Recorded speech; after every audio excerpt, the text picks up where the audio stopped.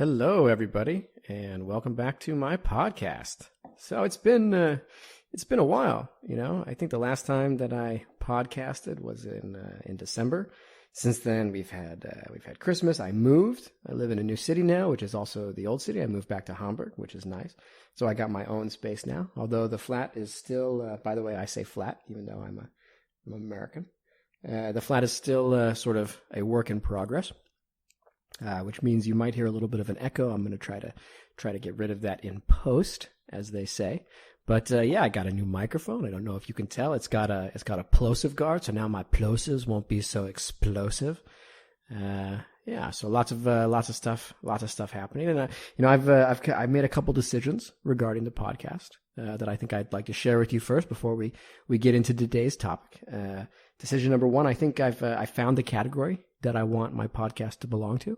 I think that I want to categorize my podcast as human interest, right? Because I think that it's the things I have to say are things that humans would be interested in.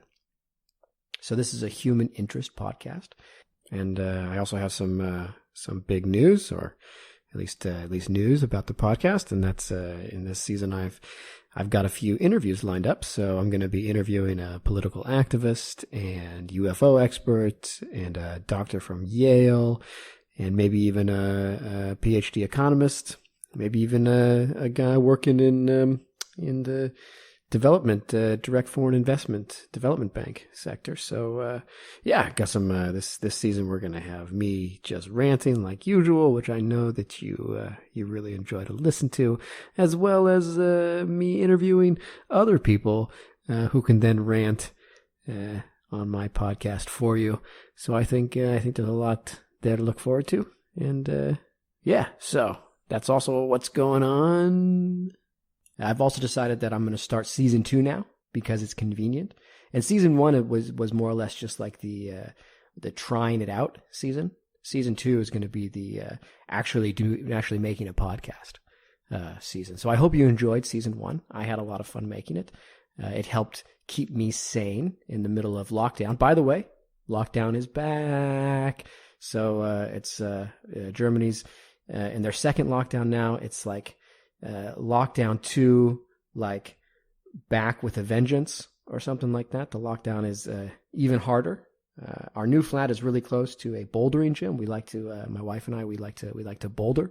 It's like a hobby of ours, but unfortunately, we can't do that because of lockdown. But I get it.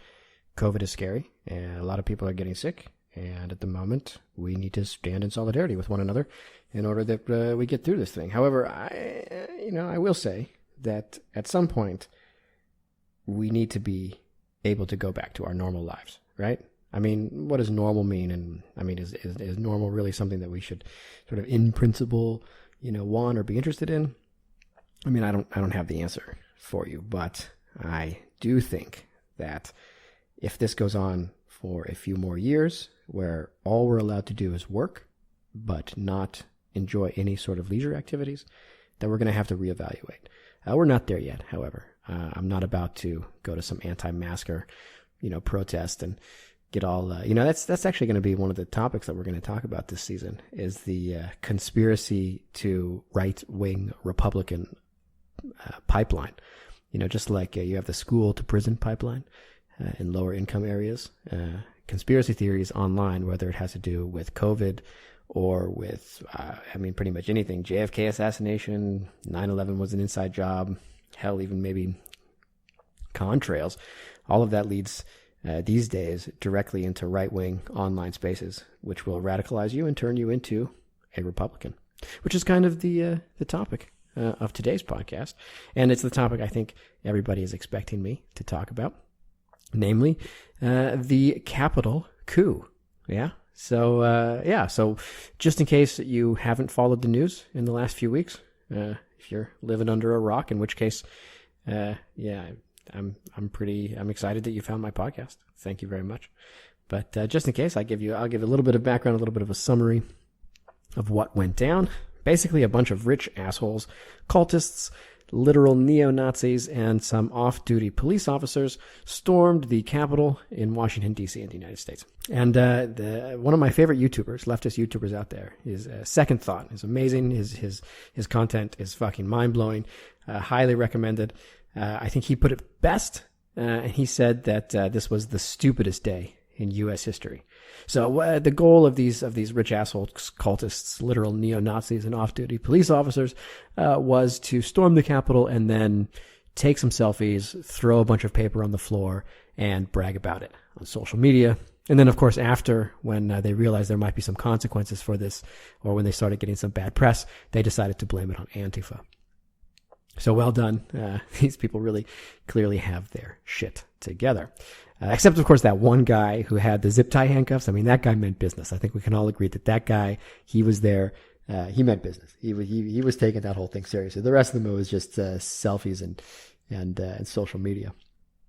So, yeah, also, by the way, if just a quick aside, but if your politics like shares the same space with neo-Nazis, then maybe, I'm just saying, but maybe it's time to consider a change of politics, right? Like, I mean, Republicans, you know, they literally inhabit the same sort of ecosystem as like neo-Nazis. Like they're all, you know, they're all together. When Republicans have a protest or a demonstration, neo-Nazis show up in support of that demonstration. And I just think, why is that not a red flag? Like, shouldn't that be more of a red flag? Like, if I were, you know, if I found that my political sort of, you know, leanings and beliefs led me into constant contact with neo-Nazis, I would maybe take a step back and say, hey, is this, have I made good decisions? You know, are these good decisions that have brought me here? Just an aside, though. Okay, so just keeping with the summary, what was the result of this storming the Capitol? And the result, of course, was emboldening and legitimizing the further expansion of the U.S. police state. So, you know, I mean, really the conclusion here is, damn, it must feel good to be a fascist, right? Because check it out. I mean, look at this win-win situation for these fascists, right? If your so-called coup, quote-unquote coup, you know, wins, then your great leader gets to stay in power, and you can go back to jerking it to thoughts of little brown children locked up in cages, right? And if you lose your so-called coup, then the state expands its policing and surveillance powers, and a future Trump can then use those powers to put more people in cages. So it's like a win-win for the fucking fascists, you know? But no, of course, you know, Biden is right. We need a strong, rational, and principled Republican opposition in the U.S., right? Because, I mean, I have no fucking idea. I have no fucking idea, like, why we need that. But Biden said that we need it. Biden said we need a strong, principled Republican Party. And so I guess we should just believe Biden. I mean, you know, because the moderate Republican exists. You know, there definitely is a whole bunch of moderate Republicans. This whole time, everybody's like saying, oh, but there are all these moderate Republicans out there, you know, and we just need to like tap into that. It's like, I don't know, man. You know, maybe I'm naive, but it sure as hell does not seem like there are moderate Republicans. In fact, I think it's a bit of a myth, you know, and actually there's a bunch of myths, you know, things about Republicans that are said to be true, but are not true. And I think if we have time at the end of this podcast, I'll talk a little bit about those. But first, you know, I want to point out really quick that the next Trump is going to be far fucking worse than the outgoing Trump, right? Because, you know, Trump is a nincompoop. He's obviously incompetent, and he has no real political ambition beyond, you know, being a racist and stroking his deranged ego. You know, like that's like the end game for Trump. You know, like he ended up in a position of incredible power, and he was as surprised as anybody else. And he used that position to, you know, enrich himself and, you know, really sort of get a lot more followers on social media. Like that was it. You know, he's like, wow, if I say racist shit, then a bunch of people follow me. And also like people that I would never hang out with in real life. Like if if you're a Trump supporter and you show up to one of his like golf courses while he's there, and you want to like go and like have lunch with him, he'll probably have you escorted out, because he doesn't want fucking anything to do with you, but he loves the fucking attention. He's a megalomaniac. So, and that's it. But what he did do was he showed the United States that half of the country is so starved for some sort of strongman authoritarian to build some sort of proto-fascist cult of personality around. They're so desperate for that they would settle for some buffoonish, New York caricature of a con man, and ears have perked up, brain light bulbs have lit up. Somewhere out there right now, there's a real fascist with real political ambitions, who knows what he wants, and he knows that what he wants is not only possible now in the United States, but even likely, And by the way, which party do you think this fascist is going to run for? When this fascist tries to assume power in the United States, which party is he going to run for? Yeah, it's the fucking Republican Party, because seriously, fuck the Republican Party. Yeah. Okay, so back to the topic, the storming of the Capitol, the coup in Washington, the coup in DC, and it wasn't a fucking coup.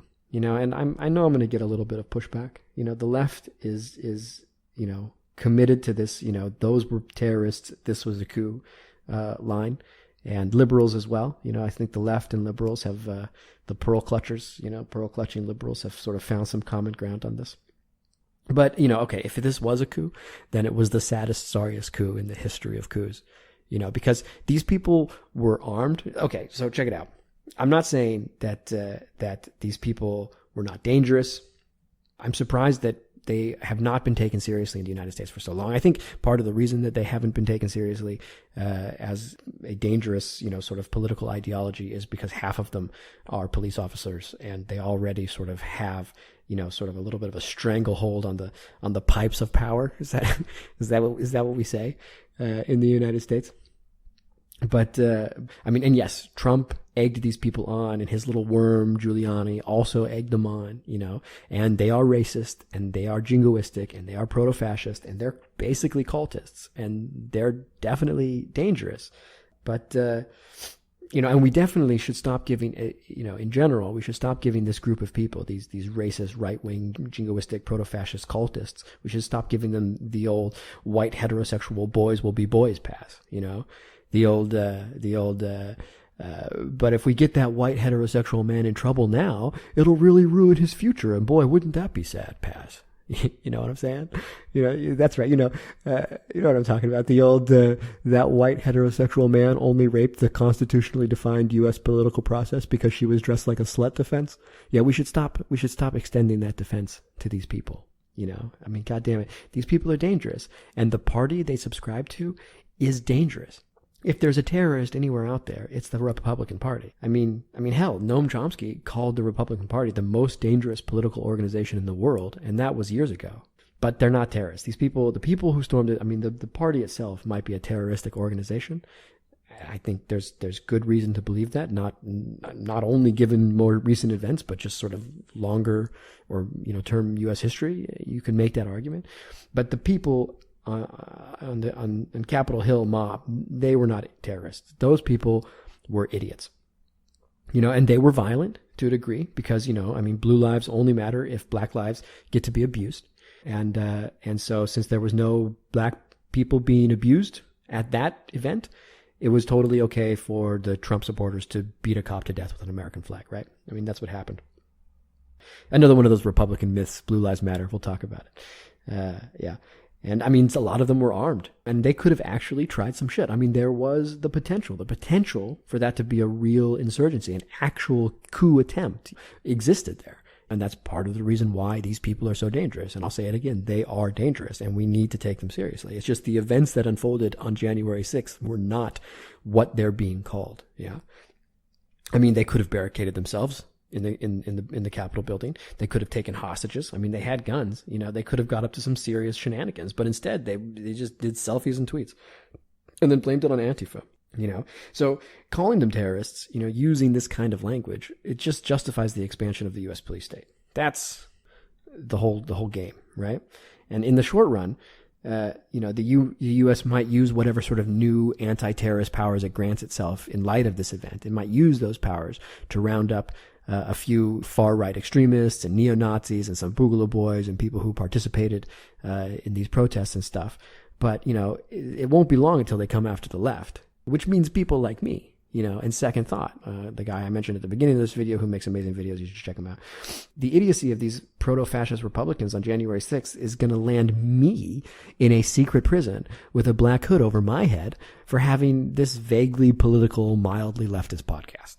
Right? My vaguely political, mildly leftist podcast is going to get me in a goddamn Guantanamo Bay because a bunch of fucking proto-fascists decide to storm the Capitol and take a bunch of selfies with police officers who later just sort of gently escorted them. They were only in there for a few hours. Nobody really talks about the end of the events on Capitol Hill. It's just the run, the intense part, the media coverage, that hour of intense, action packed, adventure time. Right. but then the part afterwards where the police are okay, guys, you've had your fun and, we're all on the same side here. So if you could please, quietly exit the building now.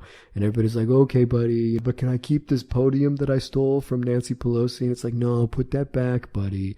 It's okay. And that was the end of it. That's not how coups end. All right.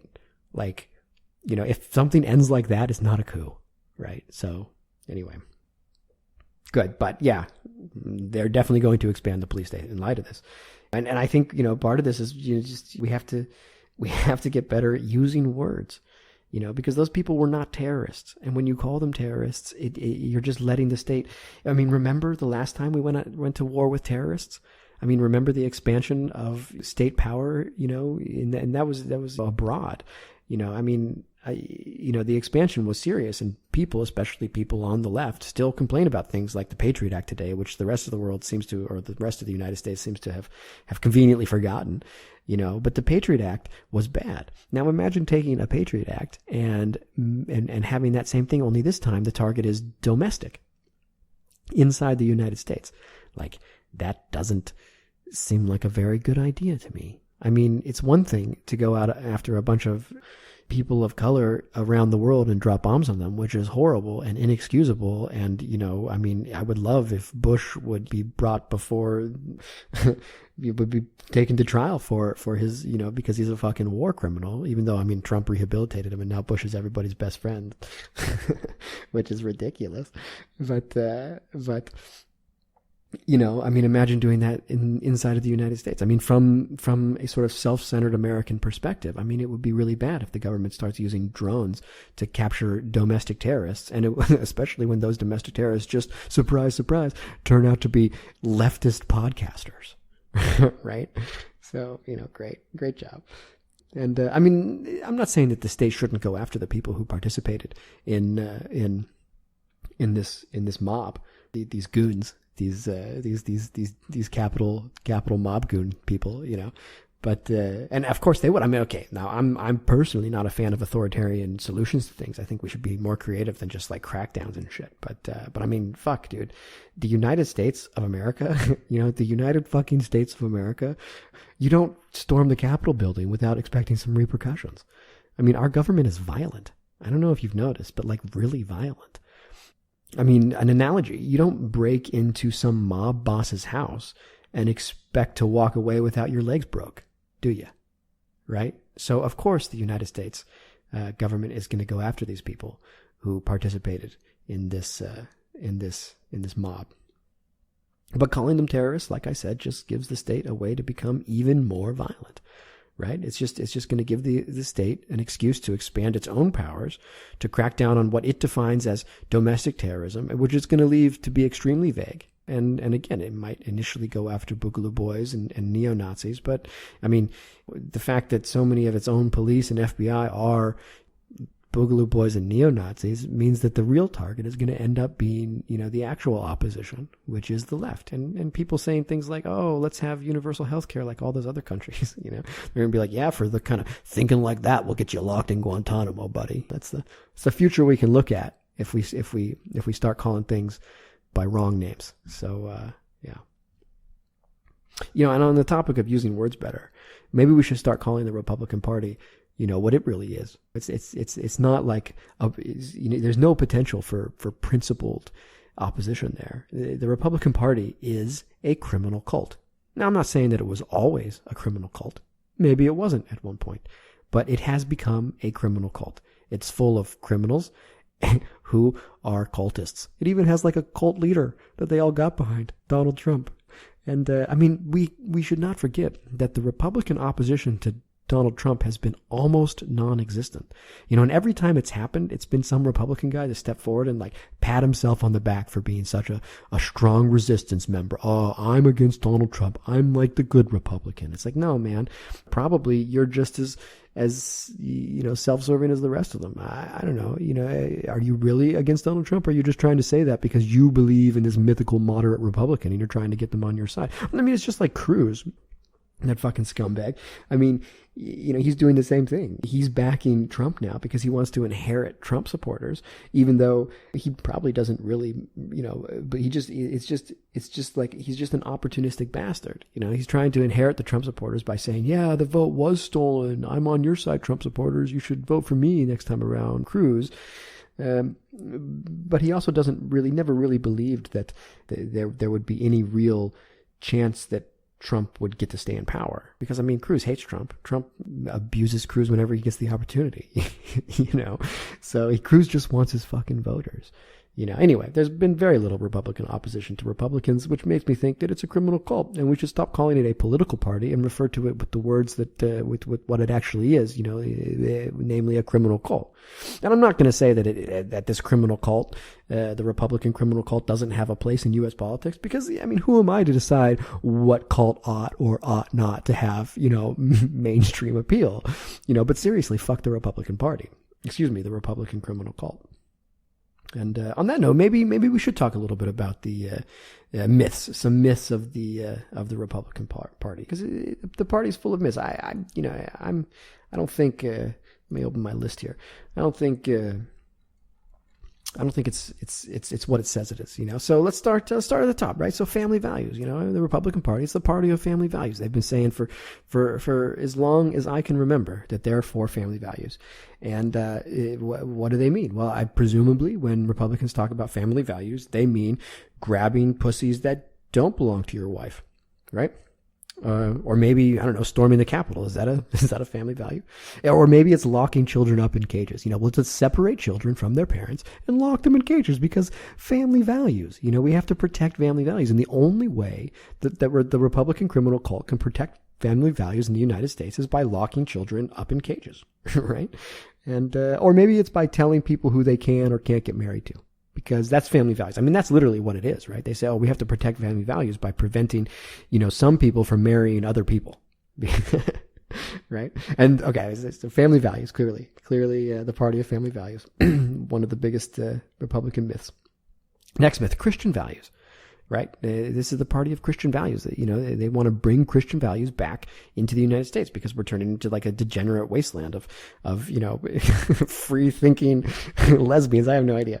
Right? So we got to bring those Christian values back. And what are the Christian values? I guess they're, locking children in cages. That must be like, because remember when Jesus was like, hey, worship me, and this is my blood, drink it and you'll be forgiven, and also lock children in cages. I think that's actually a quote from the Bible. So, they also believe in keeping people in ghettos, like poor people and people in color. That's definitely one of those Christian values that the Republican Party supports. That's why the Republican Party keeps talking about like how the suburbs are being threatened, because God forbid, poor black people move to the fucking suburbs. Because that's what Jesus was like. Jesus was like, yo, and everybody, let's all just love each other, but except poor black people need to stay in the fucking ghetto.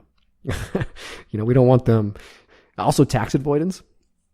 That's a Christian value. That's literally number one Christian value, avoiding taxes. Remember when the guy was like, but hey, Jesus, should I pay my taxes? And Jesus was like, see the face on this coin? That's my faces, bitches. You better give me your money. That's that quote. Or maybe it was that face on the coin. It doesn't, ignore that guy. Just put the coin in your pocket and like try to put as many coins with it. And the Christian value is accumulated as much fucking wealth as possible, even if it means like treating the people who work for you like shit and denying them any sort of like, rights or human decency. That's that's Christian values. So the Republican criminal cult, the cult of Christian values, they're doing great.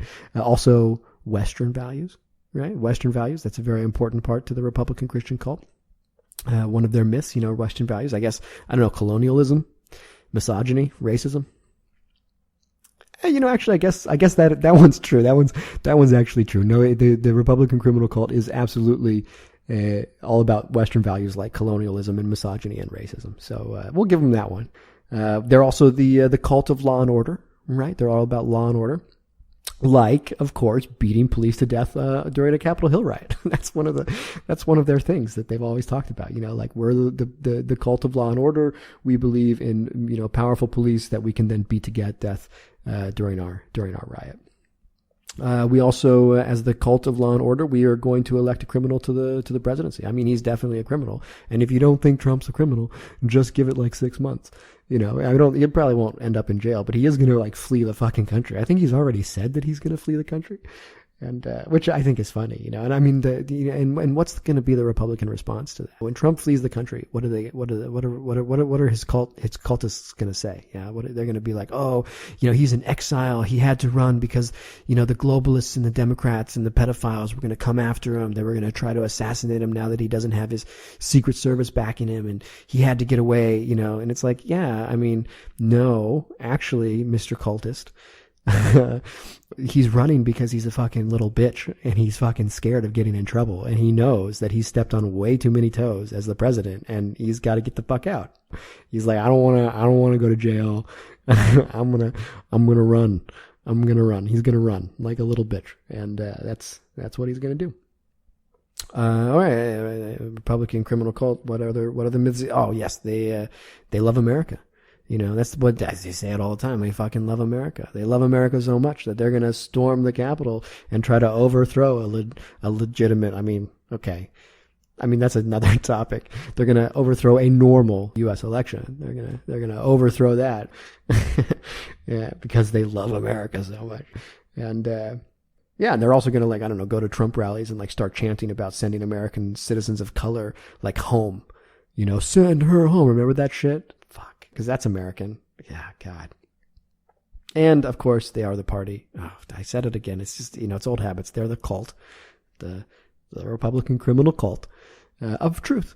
They're all about the truth, And the truth is that climate change is a hoax. COVID is a hoax.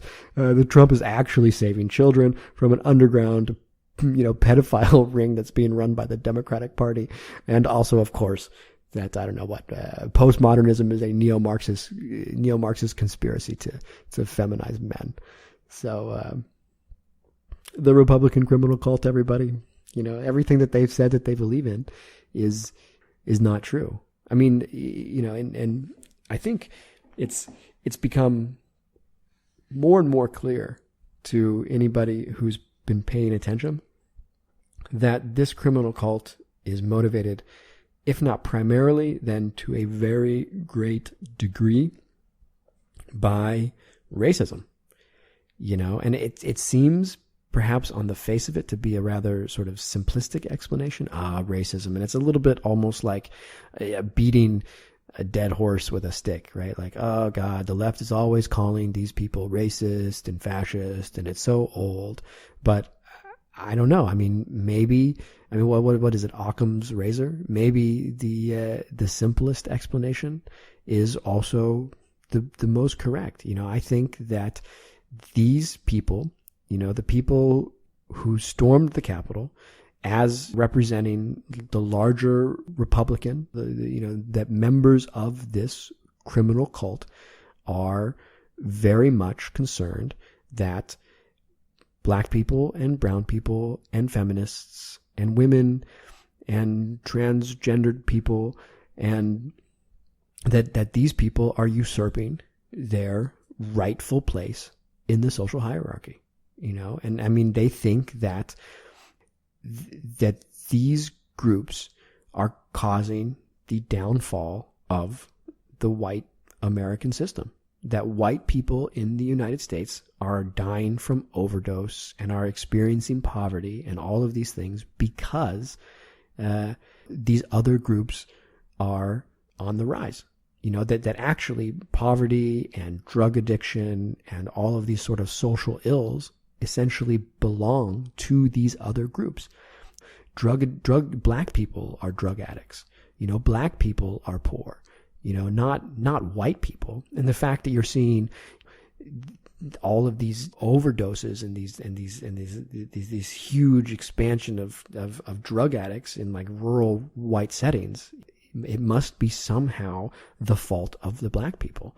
White people are on the out because black people are conspiring together with feminists and all of the other bads to undermine the power of white people. And I think that's what motivates Republicans. I think also, again, mentioning Second Thought's video, I think he's absolutely right that I believe it was in his video that the people who stormed the Capitol, these are not like working class Americans, or for the most part, these were not working class Americans. Okay, what is working class American? I mean, there's definitely a lot of people there who are employees, right? Which means they're not owners, which means that they're working class Americans, but these were not poor Americans. These were not sort of poor Americans that have been systematically lied to. I mean, they've been systematically lied to, don't get me wrong, but these were wealthier Americans, and many people from the owner class. These were professionals and also small business owners and also larger business owners, CEOs, wealthy people. There's even some lady who like flew there on her private jet and things like this. I mean, these are wealthy people, and they know why they're there, and they went there, not because of some imagined economic plight that they're facing. They're not facing any economic plight. These people there, these people are the winners of, Trump's economy is in shambles, although, COVID maybe played a little bit of a role in that. But, Trump's response to it also, exacerbated that. And when Trump got elected, there was a lot of people out there saying, especially in the center and some on the right, saying things like, even liberals, though, to a degree, were saying, it's the economy, stupid. These people are not being motivated by racism. They may be willing to ignore Trump's racism, and that's already a problem, but they're not motivated exclusively by this. It's more about the economy, than anything else. And I think that that's been shown to be false, to be incorrect. I think it's not the economy. It's rather this fear that they're losing their place as white people in our system. So that's my 2 cents on that. And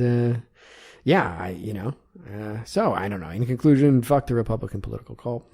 And I don't know, if you meet a Republican, remember to remind them that they belong to a cult that's trying to destroy the U.S. And if they disagree with you, then you can maybe mention that time that they stormed the Capitol to overturn an election because they didn't like the result. Also, how childish, right? Like, how childish. Okay. To be fair, a lot of these people are being misled. The president is traditionally somebody you should supposedly trust. When the president says something, our system, we're supposed to honor that, right? You say all the time, honor the office. You hear people say that all the time, and respect the office. And, the president is somebody you should sort of believe. He's one of those people that when he says whatever he says, you're allowed to sort of turn your brain off and just sort of implicitly believe it. And the president of the United States now is spreading a bunch of lies about how the election was stolen from him and things like that. And so, to some degree, I might have a little bit of sympathy for these gullible people because a lot of them are just gullible, and I also see that they've really, sort of dug themselves into quite the pickle with their current sort of ideology, right? Because if they were to admit that they're not right, imagine what that would mean. Put yourself for a moment in the shoes of one of these criminal idiots, right? So you've come to believe that everything the president says, everything the president is telling you is true, and that there is indeed an effort on behalf of the mainstream media and a lot of other people to essentially slander this president because they don't like his policies. Yeah, that's sort of step one. The president is telling you the truth, and there's all these forces out there, these sort of anti-Trump forces, and their goal is to slander the president. And the reason that they want to do this is because they disagree, or they don't like what he's trying to change, right? So you want to believe this. And then, of course, there are some questions. Well, what is Trump trying to change? And on the surface of it, it looks like, I don't know, I mean, he lowered taxes for the wealthy, and he sort of unsuccessfully tried to build a wall, or partially unsuccessfully tried to build a wall, right? But this is not really enough to explain why he's receiving such hate from the media and from different businesses and from lots of different corners, right? And so, okay, well, I need to explain that. And maybe some people at this point stepped out, but it seems that a lot of people didn't step out here. A lot of people didn't say, okay, wait a second, something's not adding up. Why is he receiving all this hate? I can't explain that. So maybe it's not the case that everything he tells me is true, right? And I would imagine that more people would have stepped out here, but it looks like a lot of people didn't step out here. And instead, they went looking for alternative, realities, and they stumbled on the idea that, well, actually, that Trump is sort of single-handedly, together with people that he's trying to get on his side, but he doesn't know who he can trust and who he can't. That's why he fires people all the time. But he's trying to go after these sort of, these international globalists that are controlling the United States, and actually, part of the things that one of the big evils that this ring of international globalists is doing is they are controlling a pedophile ring. That they're in control of the selling children for sex, and that's why. Because these same globalists also control the mainstream media, control a lot of these, they have their fingers in universities and in leftist circles and in business circles. And they're the ones that are sort of pulling the strings, trying to get everybody to say awful shit about Trump. And that's why, I can still believe everything that Trump tells me.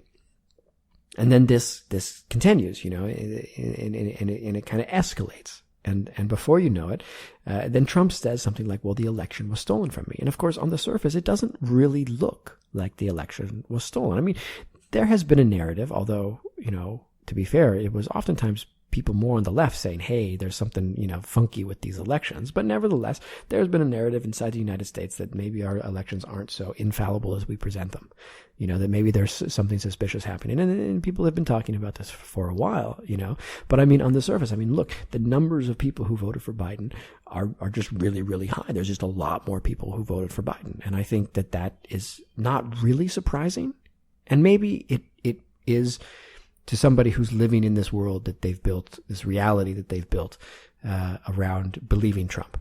Maybe to these people it is a surprise because they really believed that Trump was going to win in a huge landslide. But it seems that even within that world, there would still be sort of, a way to explain why Trump did so poorly in the election. Because, of course, part of what forms this world, part of what creates it is this sort of opposition to a mainstream attempt to slander Trump, right? The whole conflict with the people who believe Trump is that I have to believe him in spite of all of the hate that he gets from all of these different areas.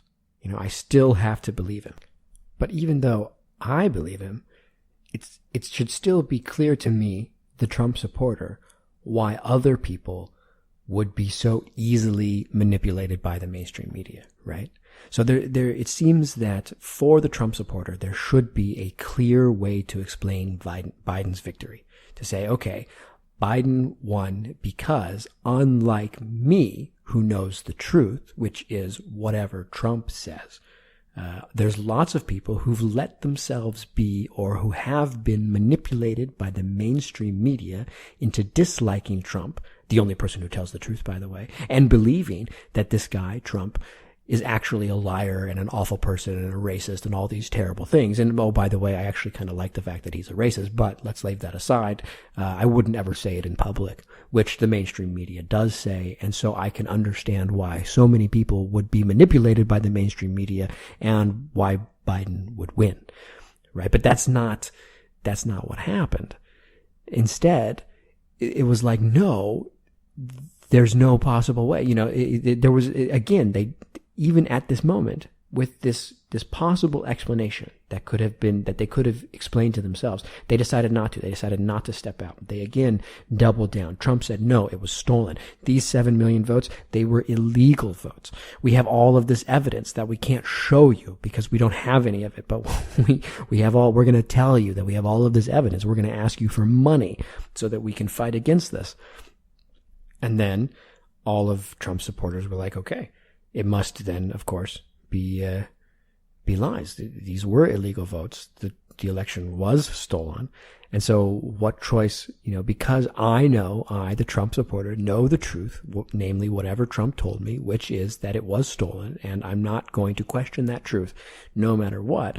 I have a kind of moral obligation to try to overthrow the U.S. government.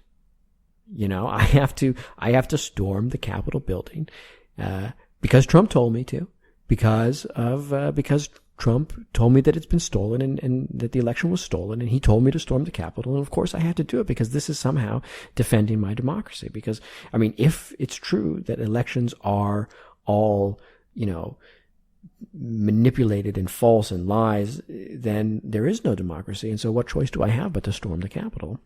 And the rest of us are looking at it and being like, man, you just didn't like the outcome of the election. You wanted Trump to win, and now you're sad. And instead of being like an adult about it and being like, oh, okay, well, my guy lost, you're going to be like, no, how could Trump can't lose? No, and it's very childish. To the rest of us, it looks childish, but maybe to the deluded Trump supporter, to the cultist, to the Republican criminal cultist, it's possible to have some sympathy for this. It's delusion. It's and to some degree, can you really hold people responsible for their delusions? They did get themselves there. They did follow a road that led to this kind of delusion. And again, how do you walk back from that? Imagine, like that's how I started this whole little digression here, but imagine walking back from that space of delusion. Imagine saying to what would it take to be like, wait a second, everything I believe is false. Everything that I am passionate about, everything that has dictated my actions in public is all false. I've based it on something totally false. Not only am I not a patriot, not only do I not support a guy who's fighting against pedophiles, I'm actually almost a terrorist. I'm actually almost that very thing that I should hate the most. As a God-fearing, America-loving, Republican, I should be not a terrorist who's storming the Capitol because the guy, my chosen candidate, lost an election.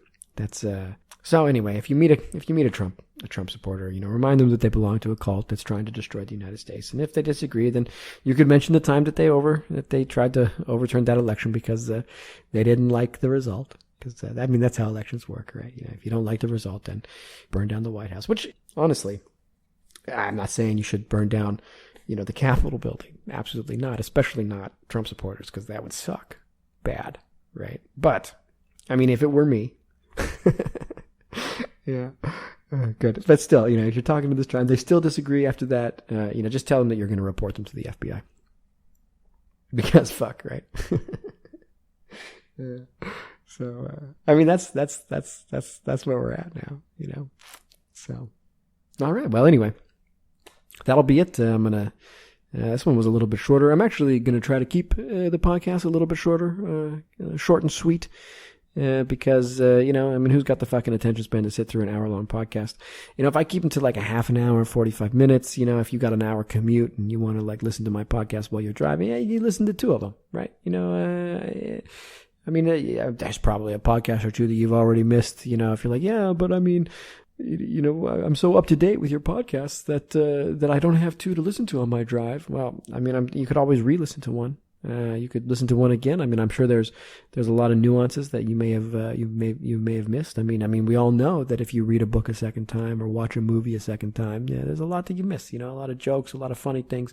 Maybe you missed that. Maybe you should just give my old casts a listen.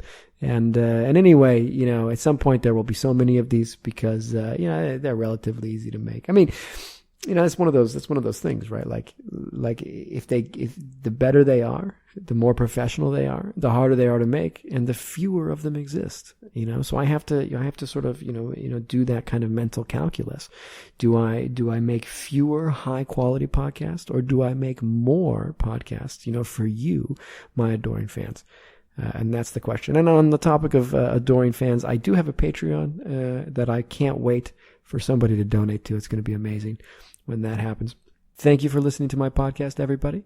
I really appreciate your support. I love for you to hear from me. That makes me feel warm and fuzzy on the inside. And I hope that my podcast will only become more enjoyable for you to listen to in the future. This is going to be a great season, and I'm really looking forward to doing it with you. That's right. We're gonna do it together. All right. Have a great day. Goodbye.